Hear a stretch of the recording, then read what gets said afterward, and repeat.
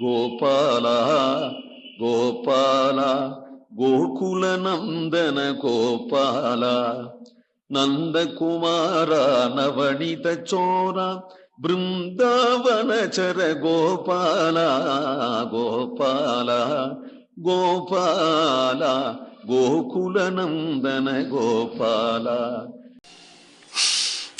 சிகிஜினால் செறிந்தேறிய புண்மேல் செற்றலேறி குடம்பிருந்து எங்கூகோ ஈயினால் அரிப்புண்டு மயங்கு எல்லை வாய்ச் சென்று சேர்வதன் முன்னம் வாயினால் நமோ நாரணாவென்று மத்தகத்திடை கைகளை கூப்பி போயினால் பின்னை இத்திசைக்கென்றும் பிணை கொடுக்கிலும் போதவொட்டாரேயே.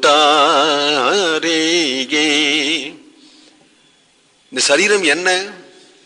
ரத்தம், அஸ்தி, மாம்சம், நரம்பு, எலும்பு, ரோமம், நகம், மலம், மூத்திரம், சீழ், இது உள்ளதுதானே.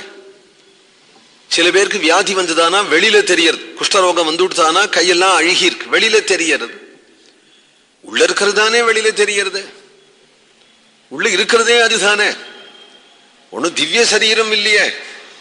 சீயினால் செறிந்தேறிய புண்மேல், அதனால அவனுக்கு உடம்பு பூரா புண்ணுதான்.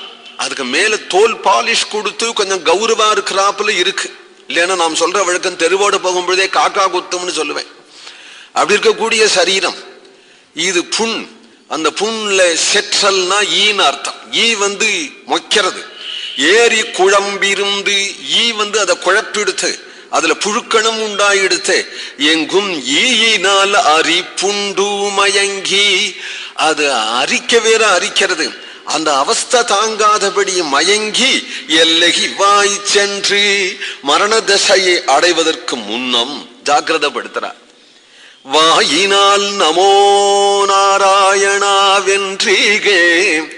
அப்படி ஒரு காலம் வருவதற்கு முன்னாடி இரு கைகளையும் மப்தகத்தின் மேல கூப்பி நமோ நாராயணா என்று எவன் சொல்றானோ அவன் இந்த சரீரத்தை, இந்த நாத்த சரீரத்தை விட்டுட்டு பரமபதத்தை அடைவான். அப்புறம் வருமனோன்னார் போக ஓட்டாரேயே. இவன் ஆசைப்பட்டாலும் அவ விடமாட்டாளாம். ஊர்ல விட்டுட்டு வந்துட்டேன், என்ன ஆச்சோ தெரியல, நான் போயிட்டு வரேன் அப்படின்னாலும் கூட போத விட்டாரே. பிணை குடிக்கணும் போத விட்டா. அங்க போய் பிடிங்கி தின்னாலும் நான் போதான் போவேன் அப்படின்னு இவன் பிணை குடிக்கணும்.